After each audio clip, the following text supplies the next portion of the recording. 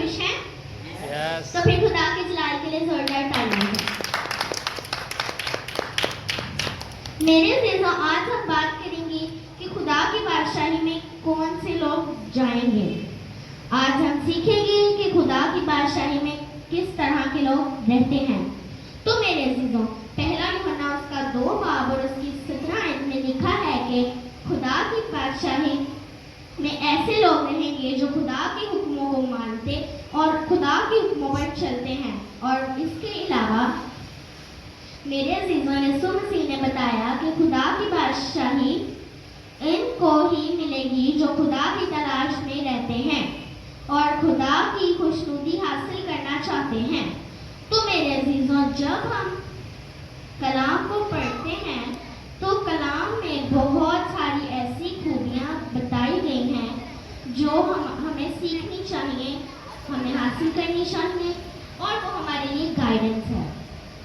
خدا کی طرف سے کلام ہمیں سکھانے کے لیے ہے تاکہ ہم اس میں سے سیکھ سکیں کہ خدا کی بادشاہی میں کس طرح کے لوگ رہیں گے۔ اور اگر ہم آج کلام میں سے سیکھ کر اس کو اپنی زندگی میں نہیں لیں گے تو ہم پھر خدا کی بادشاہی میں رہنے کے قابل نہیں، ہم پھر بادشاہی حاصل نہیں کر سکتے، کیونکہ کلام ہماری تربیت کے لیے ہے۔ اور اگر ہم کلام سے تربیت حاصل نہیں کریں گے تو ہم پھر خدا کی بادشاہی میں داخل نہیں ہو سکتے۔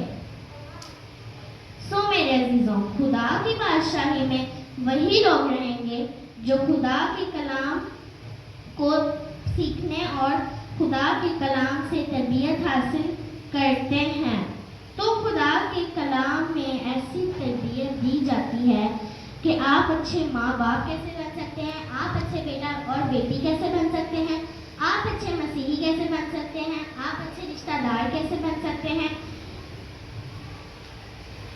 تو میرے عزیزوں، جب آپ کلام کو پڑھو گے تو آپ ان ساری خوبیوں کو سیکھو گے، اور جب آپ ساری خوبیوں کو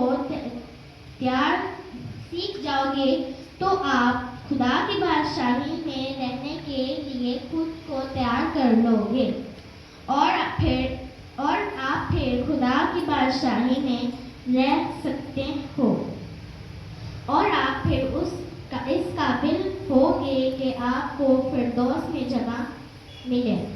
یقیناً آپ اگر بادشاہی میں جانا چاہتے ہیں تو میرے عزیزوں، آج ہمیں ضرورت ہے کہ خود کلام کو پڑھیں، سیکھیں اور اس کے مطابق عمل کریں۔ اچھے کلام سیکھنے، اچھی خوبیاں سیکھیں تاکہ جب یسوع مسیح اچھے لوگوں کو بچانے آئے تو ان میں ہم سب بھی شامل ہوں۔ تو یقیناً اس کلام سے آپ سب کو برکت ملی ہوگی۔ خدا ہم سب کو اچھا سننے والا اور اچھا عمل کرنے والا ہے۔ آمین۔